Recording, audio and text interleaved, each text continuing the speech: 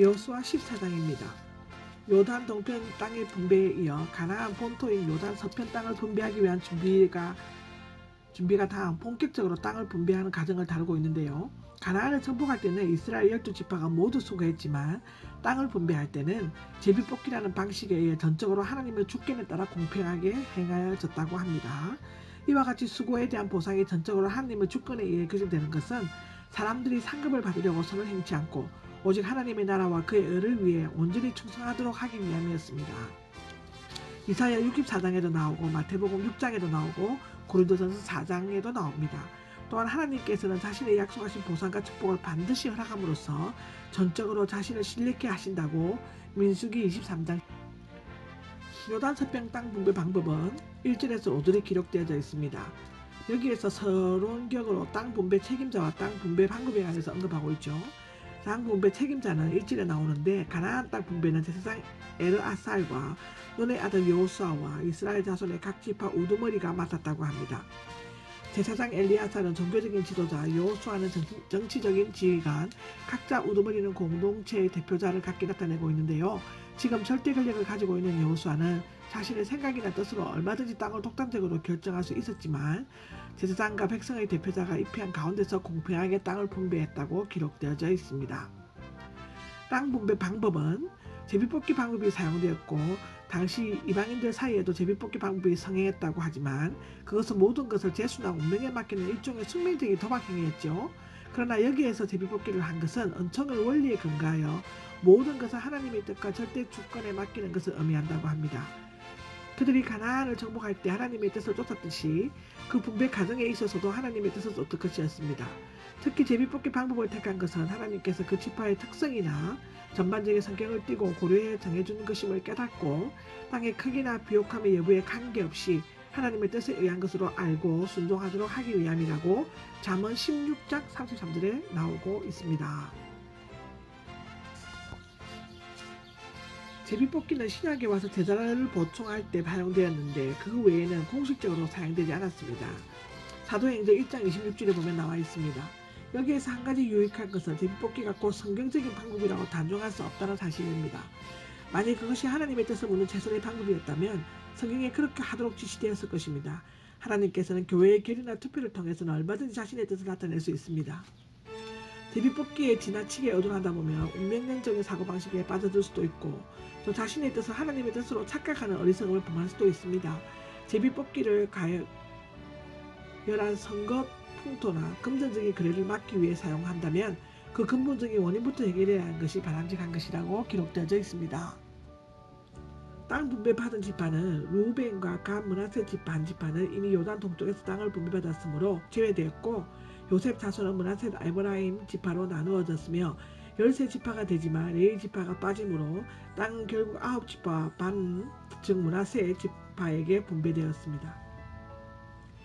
레위 지파에게는 성전에서 제사 드리고 봉사하는 업무가 주어졌으므로 땅을 분배되지 않았으며 각 지파가 일부 떼어주는 성읍과 목축지를 가질 수가 있었다고 민수기 여호수아에 기록되어져 있습니다. 이스라엘 자손은 여호와께서 명하신 대로 그 땅을 나누었다고 5절에 나와 있습니다. 갈렙이 상속 재산을 요청함이 6절에서 15절에 나와 있습니다. 이스라엘 자손이 땅을 분배받기 위해 제비 뽑으려고 할 때 여분네의 아들 갈렙이 유다 자손들과 함께 여호수아를 찾아갔다고 합니다. 그리고는 제비를 뽑고 모세가 자기에게 주기로 약속한 상속 재산을 줄 것을 요청하였다고 하는데요. 가데스 바네아스의 갈렙은 본래 유다 지파의 한 족장으로 45년 전 여호수아와 다른 10명의 정탐꾼들과 함께 가나안을 정탐하고 신앙적이고 긍정적인 보고를 함으로써 모세로부터 헤브론을 상속 재산으로 약속받은 것이 있었다고 합니다. 민수기 14장 24절 30절에 보면 나오고요. 신명기 1장 36절 38절에도 나옵니다. 갈렙은 그니스 사람 여분네의 아들이었는데 그니스 족속은 아브라함 시대 가나안 족속 중에 하나였다고 하고요. 이것은 창세기 15장 19절에 나옵니다. 갈렙의 가족은 겐 사람 헤멜이나 모압 사람 롯, 헷 사람 우리야 등과 같이 이스라엘의 언약한 축복과는 관계없는 사람들이었지만 이집트를 떠나기 전 유다 지파와 합류했던 것 같습니다. 따라서 갈렙의 믿음은 육신적인 혈통에 의한 것이 아니라 신앙적인 확신에 의한 것이었으며 그가 상속 재산을 요청한 것도 이기적인 욕심에 의한 것이라기보다는 하나님의 약속에 대한 믿음에서 비롯된 것이라고 볼 수 있다고 기록되어져 있습니다. 광야 생활과 가나안 정복 기간 동안의 갈렙은 하나님께서 약속하신 대로 45년 동안 자신을 살아있게 하셨다고 말하였습니다. 실제로 갈렙은 그의 수명이 길 것이며 헤브론 근처의 땅을 차지할 것이라는 약속을 받았었습니다.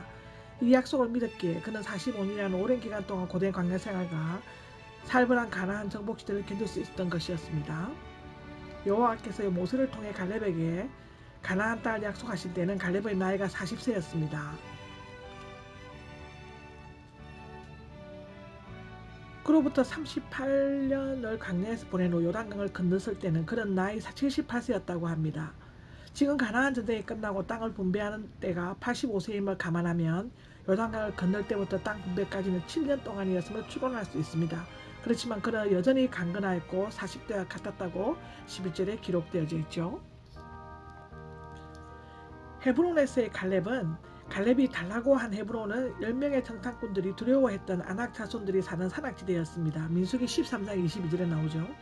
따라서 그가 이 지역을 달라고 한 것은 그가 이전에 정복할 수 있었고 장담했던 자들을 반드시 몰아냄으로써 자신의 말을 입증했다는 충정심에서 비롯된 것이었다고 볼 수 있다고 기록되어져 있습니다.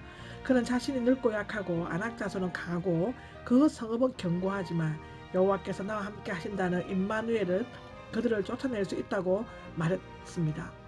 실제로 그들을 쫓아내었습니다.